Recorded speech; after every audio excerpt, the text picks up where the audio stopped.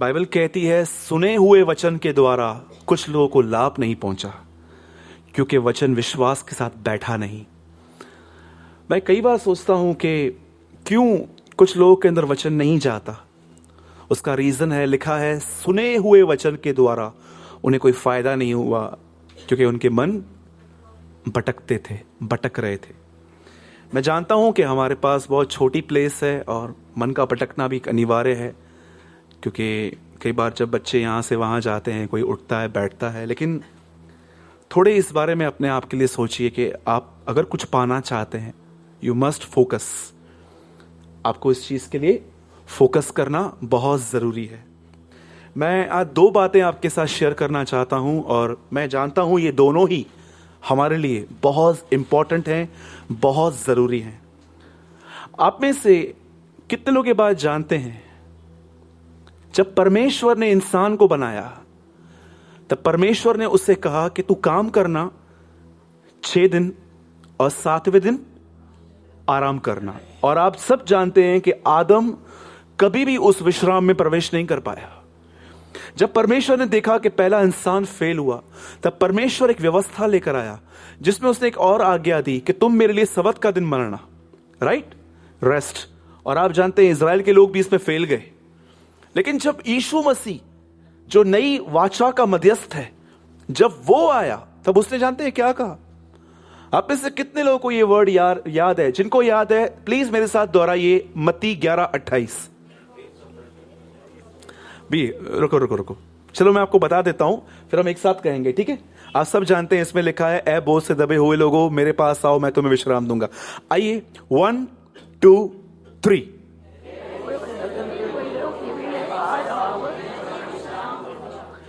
ए बोझ से दबे हुए लोगों मेरे पास आओ, मैं सबसे पहले तुम्हें पैसा दूंगा।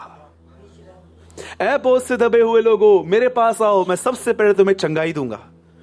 क्यों यीशु ने कहा पहले तुम मेरे से एक चीज ले लो और वो है विश्राम? क्योंकि वो जानता था कि मनुष्य की पहली जरूरत विश्राम है। वो जानता था कि इंसान अगर अपने आप में रेस्टफुल है तो वो पता नहीं क्या क्या कर सकता है। आप जानते हैं, आप बहुत सारे लोग हैं ना अंदर से असंतुलित हैं। जानते हो असंतुलित क्या होता है? आपके साथ भी तो ऐसा नहीं हो रहा है कि आप स्माइल लेके चल रहे हो, आपके बाल अच्छे बने हुए हैं, आपने ड्रेस अच्छा है, लेकिन आप अंदर से विचलित हो। आप देख रहे हो कि अंदर बहुत कश्मकश चालू है, डिस्टर्बेंस चालू है। आप जानते हो जब यीशु कहता है ए बोझ से दबे हुए लोगों मेरे पास आओ, मैं तुम्हें विश्राम दूंगा। आप में से कितने लोग ये बात जानते हैं? यीशु वही प्रतिज्ञा लेकर आया जिसमें आदम फेल गया, इजराइल के लोग दूर गए, और अब वो कहता है आओ, मैं तुम्हें बुला रहा हूं, मैं तुम्हें उस आराम में ले जाऊंगा, मैं उस विश्राम में तुम्हें ले जाऊंगा जो तुम्हारे लिए बनाया गया है। लेकिन अब मेरा एक सवाल है कि अब में से हर व्यक्ति उस रेस्ट में आना चाहता है। मूर्ख लोग लड़ते रहते हैं, बहुत सारे लोग सोशल साइट्स पे, बताओ सबत का दिन कौन सा है, सैटरडे के संडे है। मैं बोलता हूं चलो गुरुवार है, क्या करना है? अगर बुधवार भी हुआ तो क्या करेंगे इससे? इतना मैंने फेसबुक पे, मैं एक ग्रुप में था और मैंने वहां पर देखा, एक आदमी ने सवाल पूछा सबत का दिन कौन सा है। एक ने बोला सैटरडे, दूसरे ने बोला संडे। दोनों लड़ने लग गए और लड़ाई में ऐसी सी बातें खोलने लगे, तू तो गुनहगार है, तू पापी है, ये वो। मैं लेफ्ट हो गया वहां से।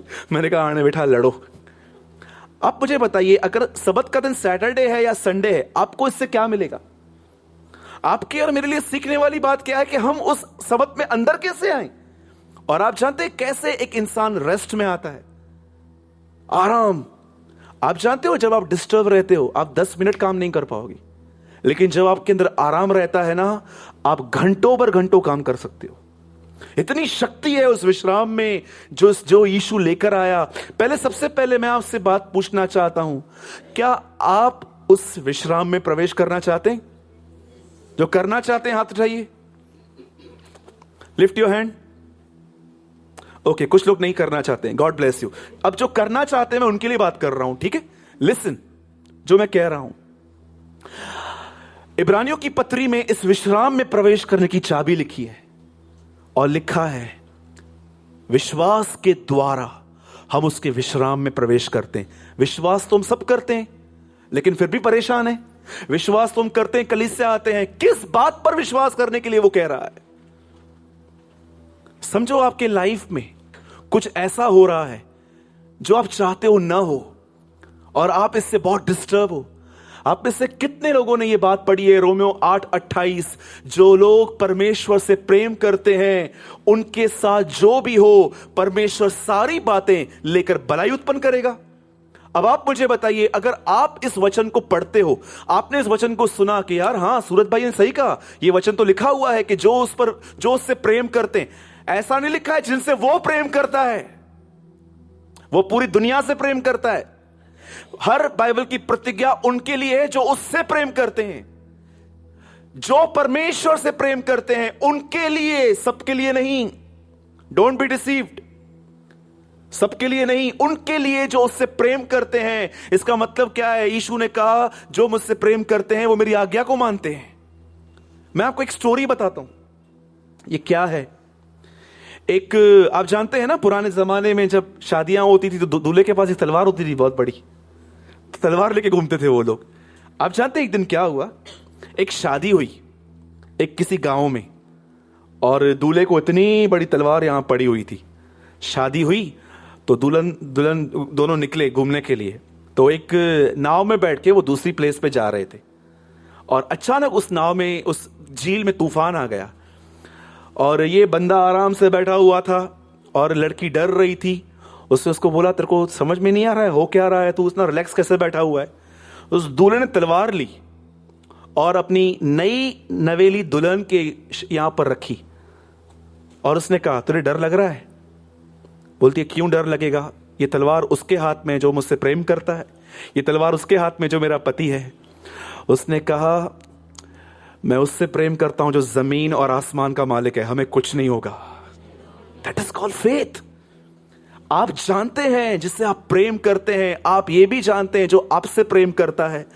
मैं आपको यीशु के नाम से कहता हूं, हर तूफान आपको डुबाएगा नहीं, आपको स्ट्रांग बनाएगा। कितने लोग बिलीव करते हैं? क्या आप ये विश्वास करते हैं ये बाइबल एक ऐसे खुदा के हाथों से लिखी गई है जिसने हमारे लिए अपनी जान दी है? ये कोई वो परमेश्वर नहीं है कि जिसने फ्रस्ट्रेशन में आके कुछ भी लिख दिया कि ये बाइबल एक ऐसे परमेश्वर की किताब है जो पूर्ण प्रेमी, बुद्धिमान और सर्वशक्तिमान है। वो ऐसा परमेश्वर नहीं है कि हम लोग उसके पास प्रॉब्लम लेके जाएं और वो अपने बाल खुजाए और कहे 2 दिन के बाद आना, कोई ना कोई सॉल्यूशन दे दूंगा मैं आपको। He is a God of wisdom, He is a God of might, and the Bible says He is a God of love. वो प्रेम, बुद्धि और सामर्थ से भरा हुआ है। क्या अगर एक व्यक्ति जो सामर्थ, बुद्धि, प्रेम से भरा हुआ है, उसके वचन पर विश्वास करने में संदेह क्यों हो रहा है फिर?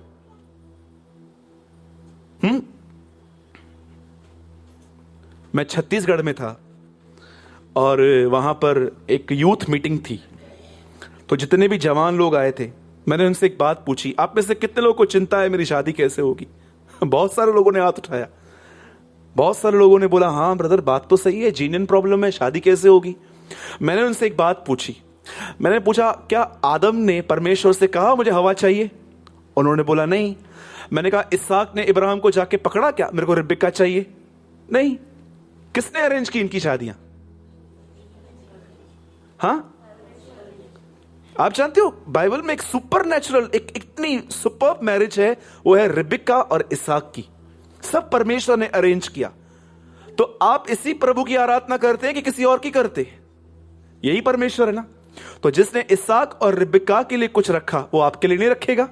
सबके हाथ नीचे हो गए, यस, वो हमारे लिए करेगा। मैं आपको यही कहना चाहता हूं, अगर आप परमेश्वर के उस रेस्ट में एंटर होना चाहते हैं ना, सिर्फ एक छोटा सा काम करना है, जो आप पढ़ते हैं उस पर बिलीव करना सीखें। बुधवार को एक हमारे चर्च के एक बुजुर्ग से मैं बैठा हुआ था उनके घर में।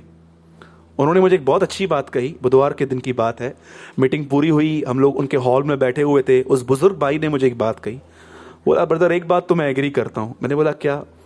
बोला, जब बुद्धि बंद करके बच्चों की तरह विश्वास करते हैं ना, बहुत कुछ होता है। Completely agree.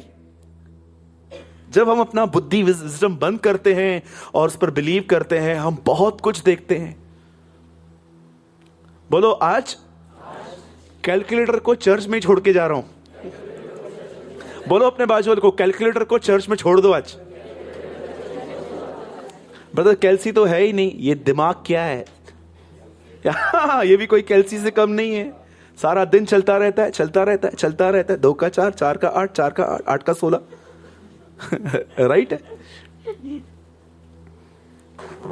एक परमेश्वर के दास ने कहा, बहुत सारे भाई कलीसिया में साधु दिखते, लेकिन अंदर से सारा दिन कैल्सी चलता रहता है उनकी। They are looking like a sadhu, but सारा दिन चलता रहता है, कैसे इसकी टोपी उसके सर पे रखूं, उसकी टोपी इसके सर पे रखूं।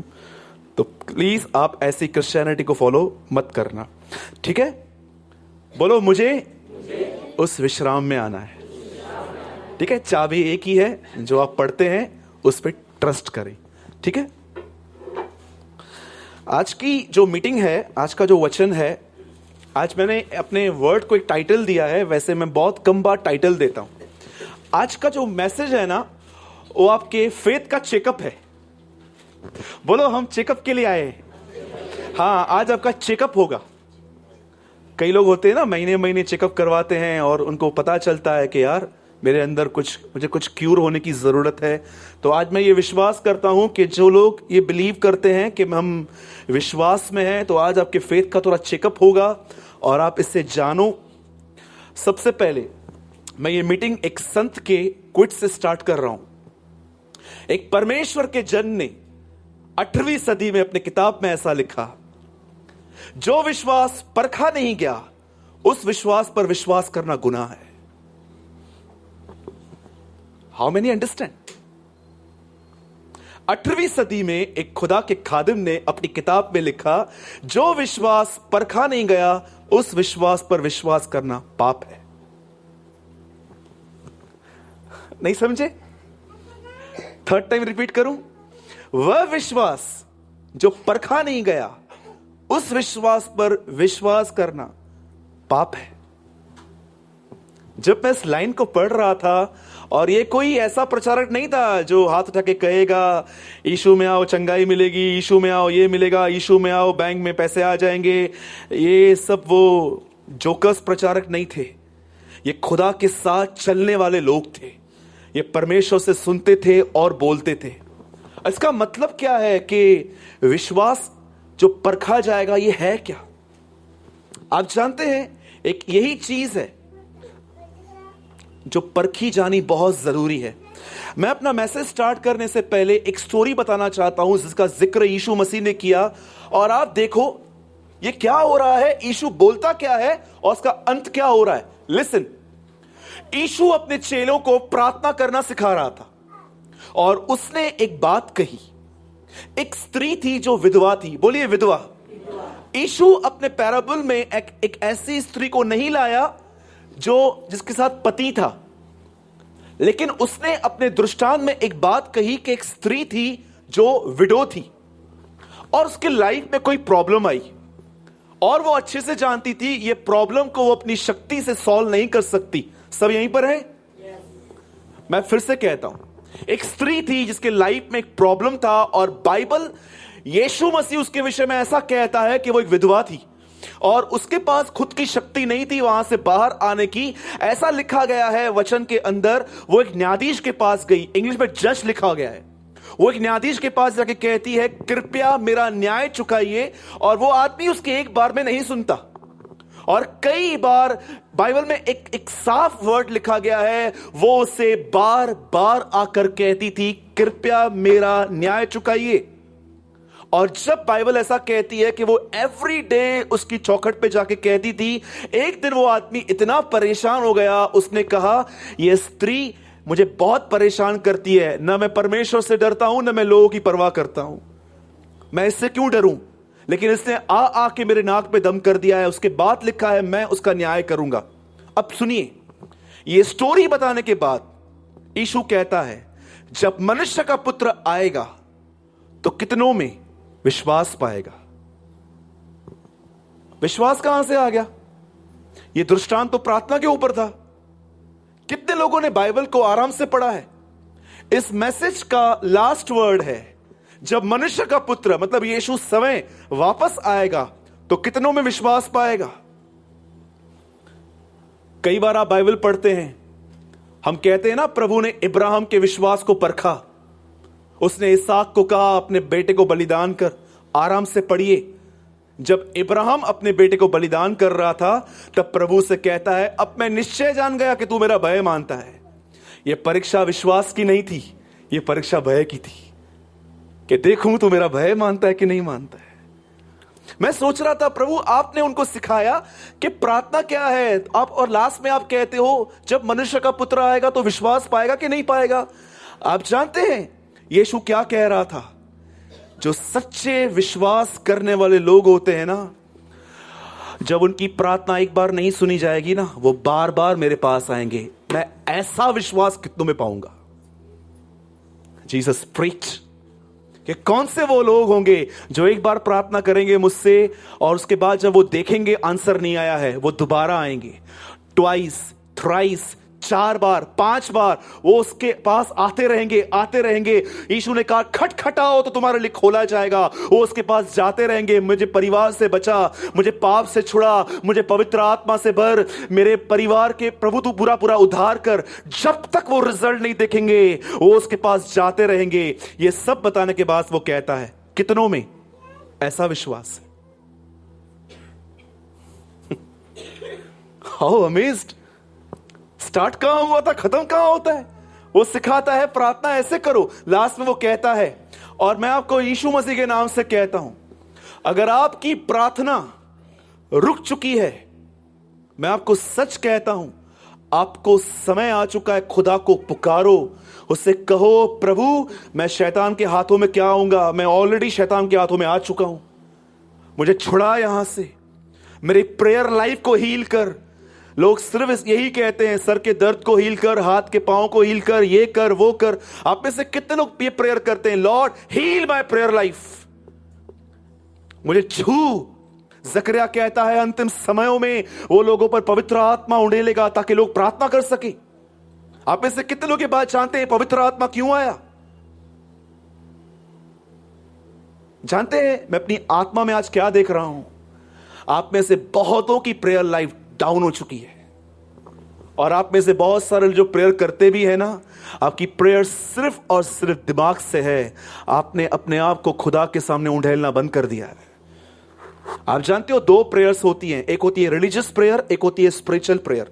एक प्रार्थना ऐसी होती है जिसमें यीशु ने कहा बक बक, पिता मैं दुआ करता हूं यीशु मसीह के नाम में, रट्टी हुई प्रार्थनाएं होती हैं। लेकिन एक ऐसे होते हैं जो अपने आप को खुदा के सामने उंडेल देते हैं, उसके सामने ऐसे जाते हैं जैसे वो जानते हैं कि वो बाप से बात कर रहे हैं। मैं आपसे पूछना चाहता हूं, आप रिलीजियस हैं कि स्पिरिचुअल हैं? मैं आज आपको लास्ट के ये 10 मिनट आपको एक ऐसी स्त्री के बारे में आपको बताऊंगा जिसका जिक्र पवित्र शास्त्र में आया, और आप देखो उस बहन के अंदर क्या फेथ है। याद रखिए, यीशु मसीह ने प्रार्थना करना सिखाया, लेकिन लास्ट में ये कहा, मैं कितनों के अंदर विश्वास पाऊंगा। लिसन, एक गॉडली मैन की साइन जानते हैं क्या होती है? आपको कैसे पता चलता है कि ये सच में प्रभु का दास है? याद रखना, एक सच्चे परमेश्वर के दास का एक साइन होता है, फर्स्ट, वो कभी नहीं लड़ेगा, नेवर। न वो किसी से मुंह से लड़ेगा, न कभी किसी से हाथों से लड़ेगा, न वो अपने एफर्ट्स से लड़ेगा। वो सबसे पहले प्रार्थना करेगा। जब दानियल को पता चला कि उसके नाम पे हस्ताक्षर हुए हैं कि उसे सिंहों की मान में डाल दिया जाए, वो राजा के सामने नहीं गया, यार तेरा इतना मेरे साथ अच्छा रिलेशनशिप है, तू मुझे क्यों मार रहा है। लिखा है वो पहले माले पे गया और उस खिड़कियों के सामने खड़ा हुआ जो यरूशलेम की ओर खुलती थी, और वो वहां पर प्रार्थना करने लगा। The sign of the godly man is he always pray. वो दुआ करते हैं। आज बहुत सारे लोगों को बपतिस्मा के बाद हम प्रभु बोझ लेते हैं ना, अरे आप अच्छा हुआ अभी पैदा हुए। अगर आप 16वीं सदी में रहते हैं, कुछ कलीसियाओं में बपतिस्मा लेने के बाद प्रभु बोझ जानते हैं कैसे मिलता था? 2 कमरे होते थे, एक बहन को भेजा जाता था वहां पर, यहां पर एक भाई को, लाइन लाइन से एक एक बहन अंदर जाती थी, सबके घुटने चेक होते थे, और जिसके घुटने काले होते थे उनको प्रभु बोझ मिलता था। जिनके घुटने काले नहीं है, उनको बोलते रहे तू जा उधर बैठ चुपचाप से। उन दिनों में प्रार्थना करने वालों को मैं आपसे एक बात पूछता हूं, एक सवाल अब अपने आप से पूछिए, how is your prayer life? आपका प्रार्थना का जीवन कैसा है? समझो कभी आप ये देख रहे हो, आपको डिस्करेज होने की कोई जरूरत नहीं है।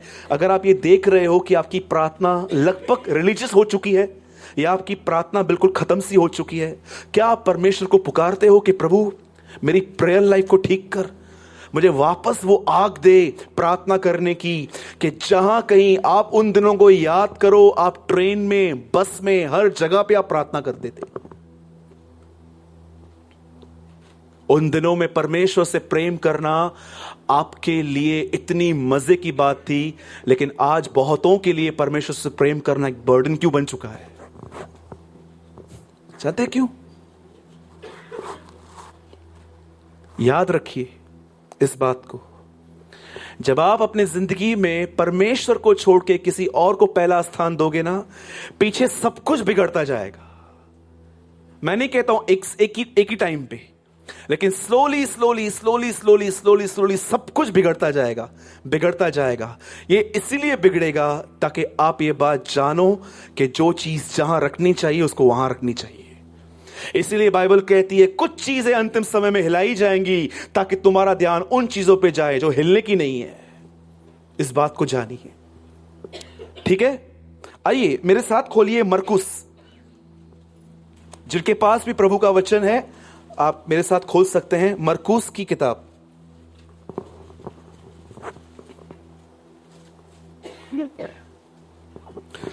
जय मसीह की। मरकुस की किताब, और कोई मेरे साथ पढ़िए 7 का 27वां वचन। ये वचन ऐसा कि यीशु चाहे ना असा कलीसा में ना चूस बेदगी। हाँ, जो भी वचन हम लोग पढ़ रहे हैं ना, ये वचन अगर यीशु हम में से किसको कहे ना, मतलब हम लोग यीशु को ही छोड़ दे। पर देखो इस बहन के अंदर क्या क्वालिटी थी। कोई पढ़िए 727 मरकुस। उसने उससे कहा पहले लड़कों को तृप्त होने दे, क्योंकि लड़कों की रोटी लेकर कुत्तों के आगे डालना उचित नहीं। अगर आप में से यीशु किसको कुत्ता कहे तो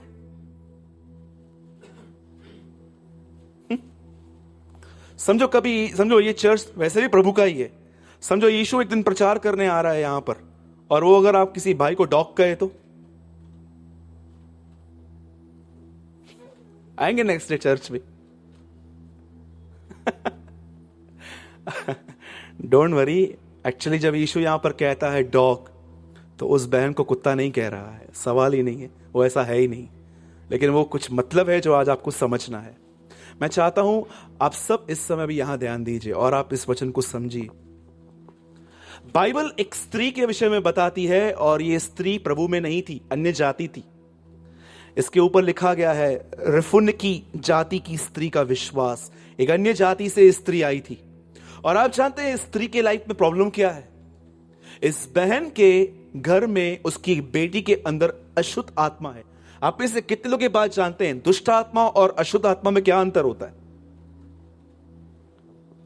आप जब बाइबल को पढ़ते हैं, जब आप देखते हैं कि अलग अलग नाम आए हैं, तो क्या आप पवित्र आत्मा से प्रेयर करते हैं कि प्रभु, एक जगह पे लिखा है एविल स्पिरिट और एक जगह पे लिखा है अनक्लीन स्पिरिट, इसका अर्थ क्या है?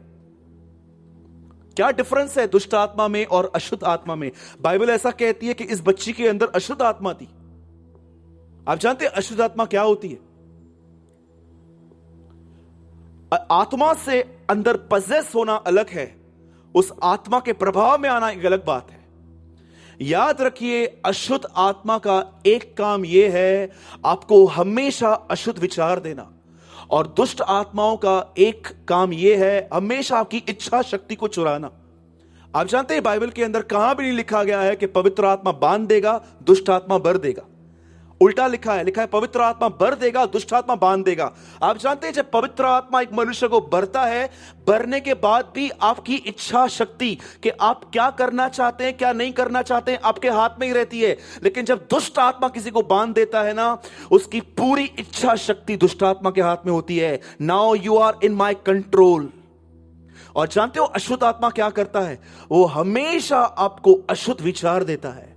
नफरत के विचार, व्यभिचार के विचार। मैं ऐसे बहुत सारे लोगों को जानता हूं, जब वो रात को सोते हैं पता नहीं वो क्या क्या सोचते रहते हैं। इसीलिए यशायाह कहता है, हाय उन पर जो बिछौने पर लेटे हुए गंदी गंदी कल्पनाएं करते हैं। आप डिसेंट लोग हैं, मैं आगे नहीं बढ़ना चाहता हूं, आप इसी से समझिए मैं क्या बोलने की कोशिश कर रहा हूं। पर बाइबल कहती है अशुद्ध आत्मा, एक ऐसी आत्माएं हैं जो इंसान को अंदर ही अंदर अशुद्ध करती हैं। इस बच्ची के अंदर वो आत्मा थी।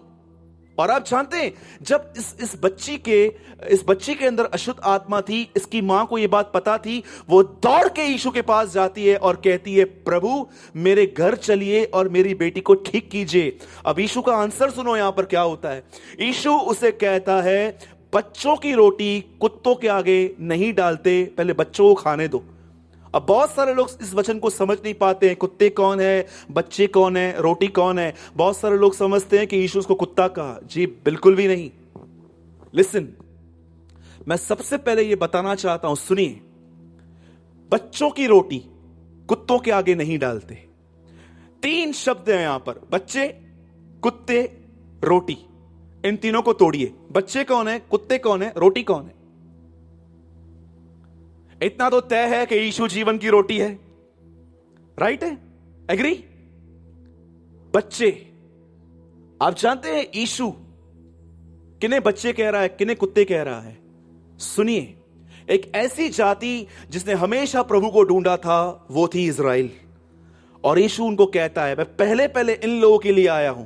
और जानते हैं कुत्ते कौन होते हैं?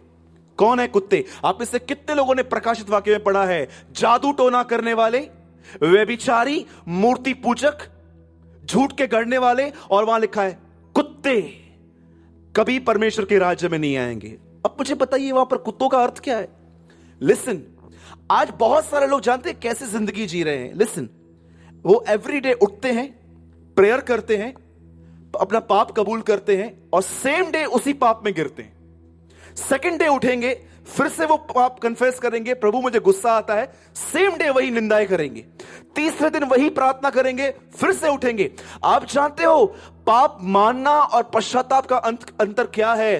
पाप मानना हर करता है, लेकिन जानते हो एक सच्चे लोग क्या करते हैं? वो मन फिराते हैं। वो पाप कबूल करने के बाद है ना, अपने आप को समझाते हैं कि नहीं, रोज रोज मुझे ये नहीं करना। आप कुत्ते में एक चीज देखोगे, आप देखना, वो अपनी उल्टी खुद वापस खाता है। आप कभी किसी कुत्ते को वॉच करो, वोमिट करेगा, फिर से खाएगा। आप जानते हो यीशु क्या कह रहा था? कुत्ते मतलब वो लोग जो अपने गुनाहों को मान तो लेते हैं, लेकिन वो कभी उसमें से बाहर आने के लिए परमेश्वर के पास नहीं आते। मैं आपको सच कहता हूं, आज रोमन कैथोलिक सिस्टम हमारे कलीसिया में घुसा है। वो जाते हैं प्रीच के सामने, फादर के सामने मान लेते हैं, वापस अपनी गर्लफ्रेंड को फोन करते हैं, शाम को मिलता हूं, स्कार्फ पहन के आना। घूमते रहते हैं बाहर वो लोग। हजारों लोगों को मैंने देखा है। और आज हमारी कलीसिया में भी बहुत सारे लोग ऐसा ही करते होंगे। वो जाएंगे परमेश्वर के सामने, मान लेंगे, वापस वही काम करेंगे। बाइबल कहती है कुत्ते परमेश्वर के राज्य में नहीं आएंगे। जानते हो पौलुस अपने सहकर्मी इपफ्रास को क्या लिखता है? कुत्तों से सावधान रहे। मैं सोच रहा था, प्रभु यार आप ऐसे वर्ड्स कैसे यूज कर सकते हो?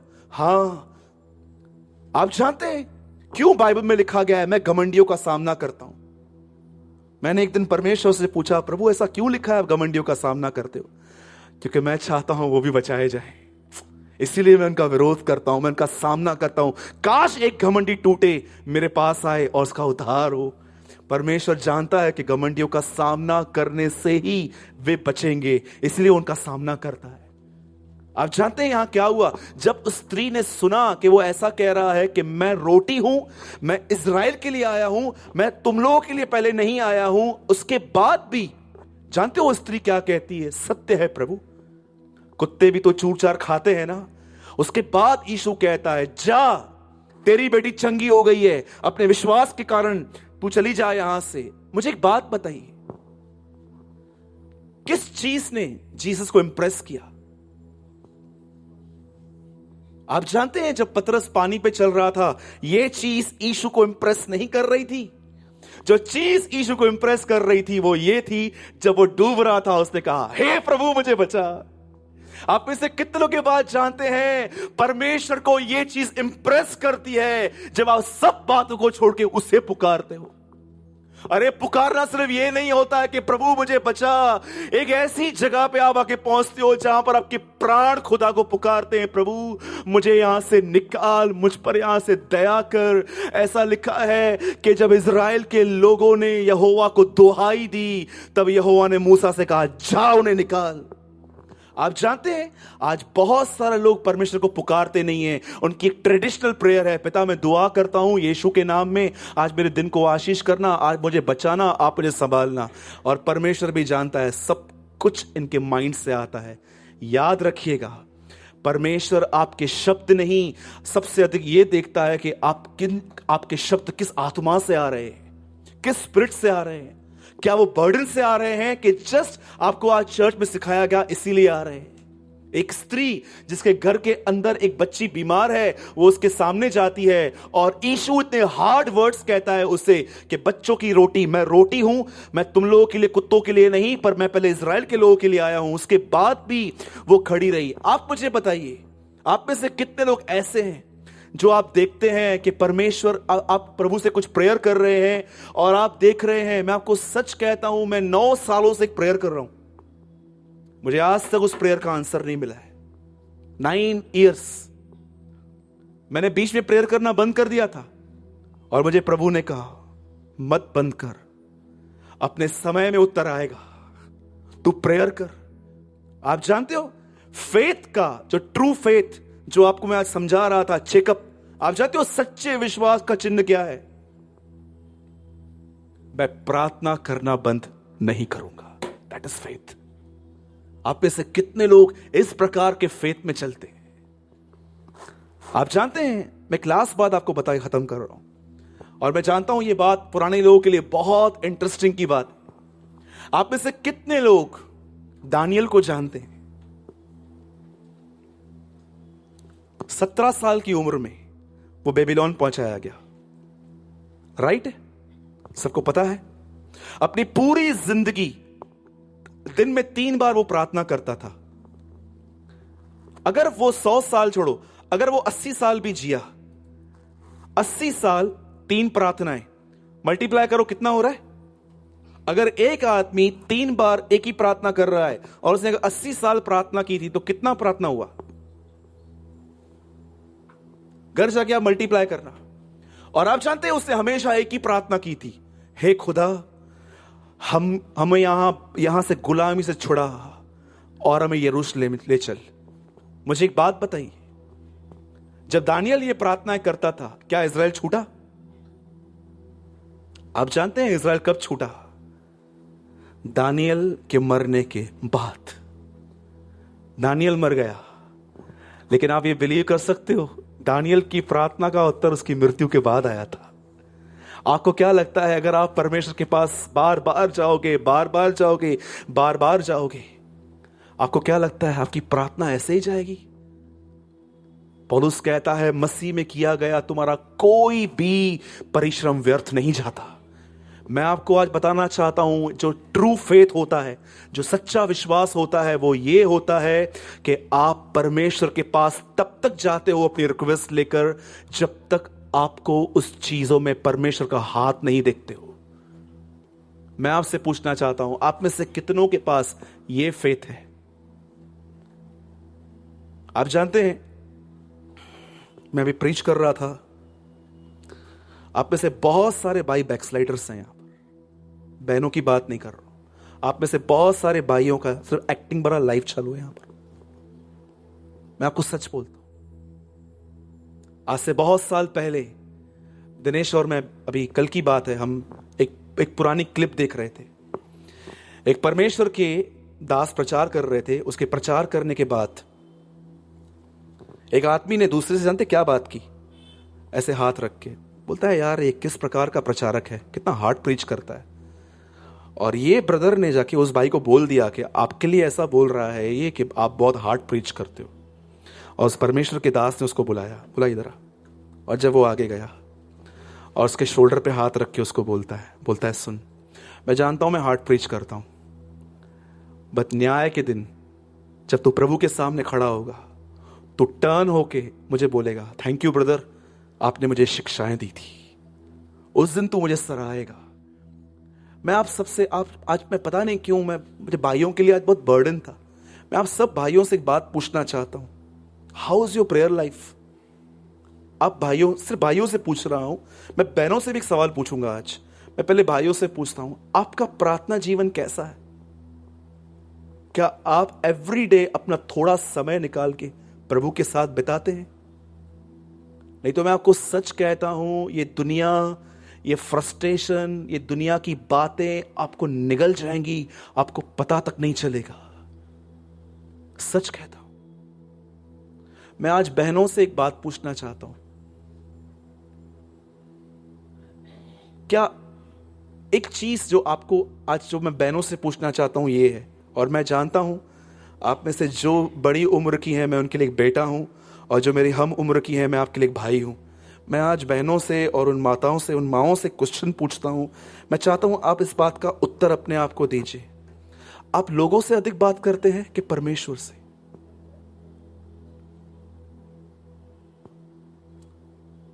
मैं आपको ये बातें इसलिए बता रहा हूं ताकि आप उन विश्वासी बहनों की कैटेगरी में ना हो जिन्हें सिर्फ और सिर्फ चर्च अटेंड करने में ही मजा आता है, स्पिरिचुअल ग्रोथ में कुछ उनका इंटरेस्ट नहीं है।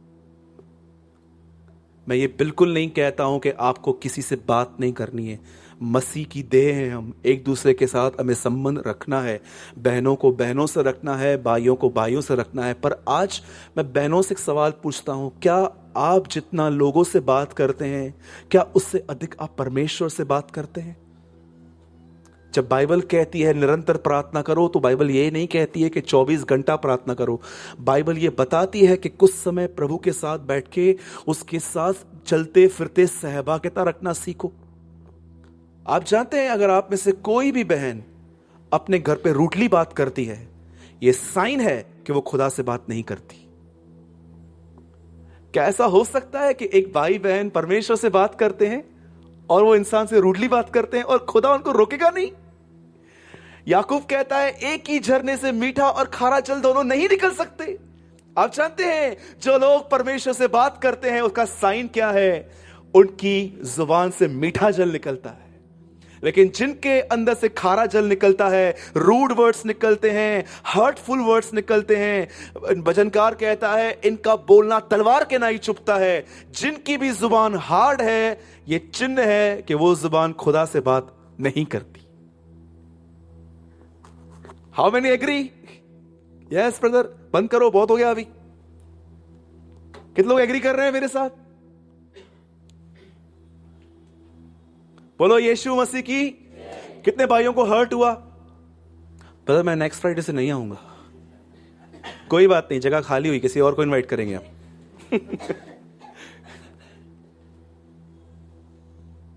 मैं आपको सच कहता हूं, मसीह के आने में बहुत कम समय है।